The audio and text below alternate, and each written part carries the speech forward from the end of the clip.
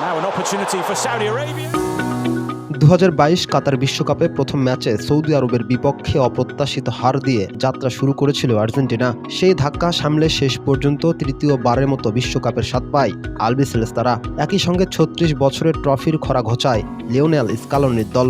শিরোপা ধরে রাখার মিশনে বুধবার বাংলাদেশ সময় ভোর 7টায় আলজেরিয়ার মুখোমুখি হবে আর্জেন্টিনা। নিজেদের উদ্বোধনী ম্যাচের আগে বেশ সতর্ক দলটির সেন্টার ব্যাক নিকোলাস ওতামেন্দি। অভিজ্ঞ এই ফুটবলার মনে করেন, বিশ্বকাপ ট্রফি নিজেদের কাছে ধরে রাখতে এবং প্রথম ম্যাচে ওপেন সিক্রেট বিপদ এড়াতে রক্ষণভাগ শক্তিশালী করা অপরিহার্য।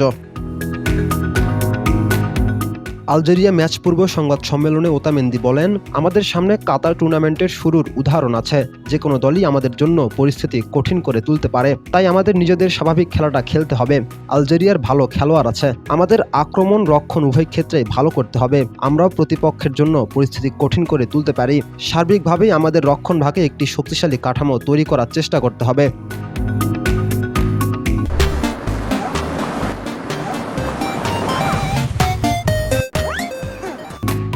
গত মাসে বেনফিকা ছেড়ে রিভার প্লেটে যোগ দেওয়া 38 বছর বয়সী এই ডিফেন্ডারের এটি চতুর্থ এবং শেষ বিশ্বকাপ। তাই ক্যারিয়ারের এই শেষ আন্তর্জাতিক মঞ্চে সবকিছুই তাড়িয়ে তাড়িয়ে উপভোগ করতে চান তিনি। ওতামেন্দি যোগ করেন, আমি মুহূর্তগুলো উপভোগ করছি।